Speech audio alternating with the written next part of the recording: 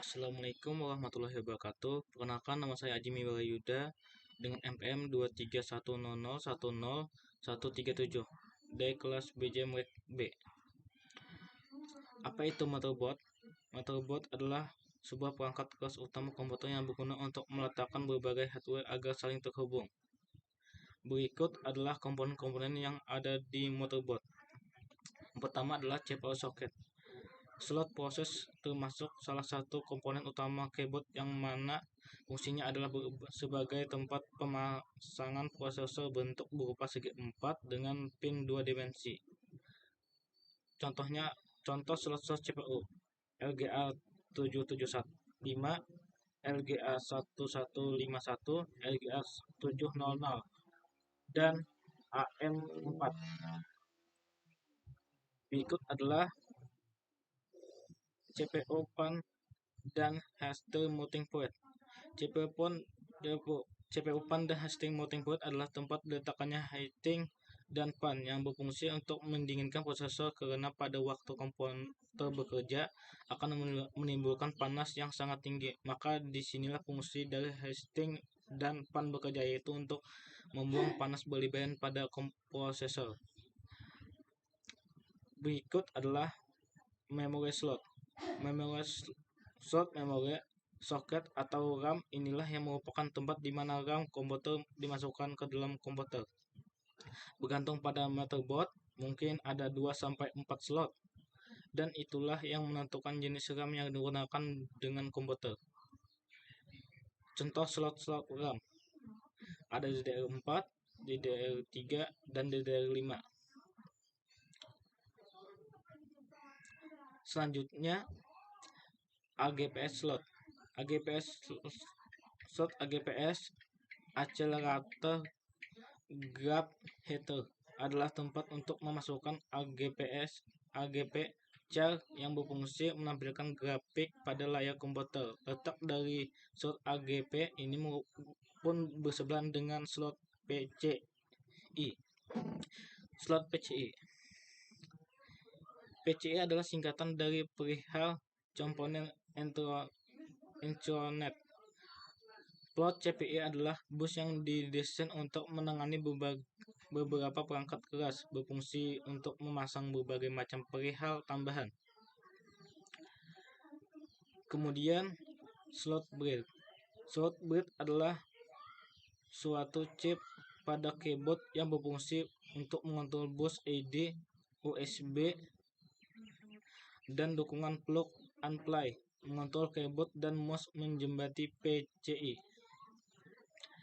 Not bridge adalah komponen yang menghubungkan prosesor CPU ke dalam sistem memori dan graphic control AGP dan PCI Express melalui bus berkecepatan tinggi. Dan short bridge, fungsi dari not bridge sendiri yaitu menjembati dan menghubungkan arus data di sekitar main memori, prosesor, cell bus, dan AGP bus juga mengatur kerja power management.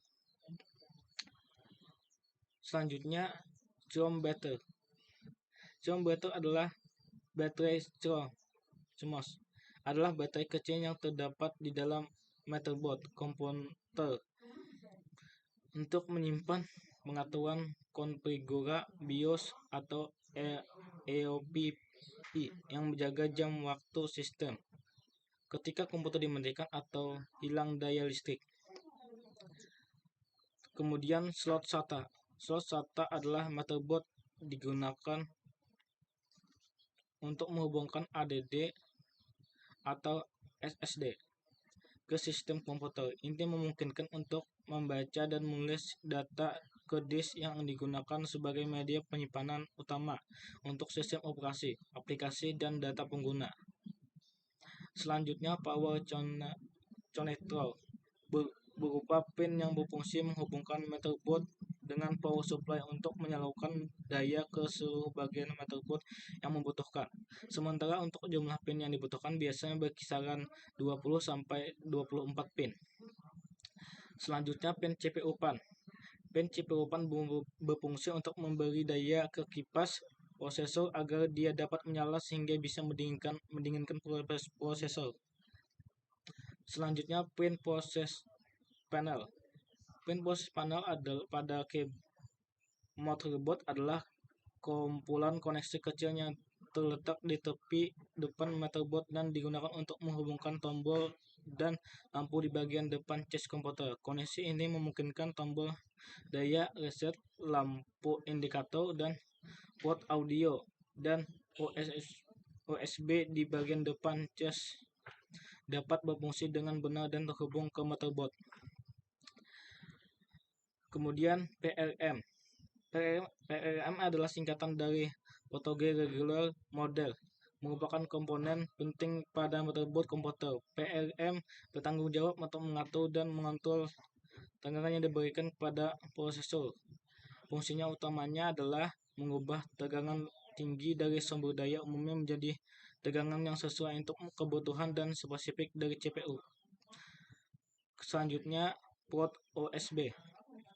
Port USB adalah antarmuka standar yang digunakan untuk menghubungkan perangkat elektronik seperti komputer, laptop, tablet, smartphone dengan berbagai perangkat tambahan dan penyimpanan eksternal.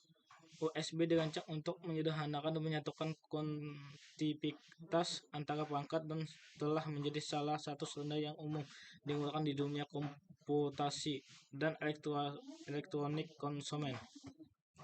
Port DPA.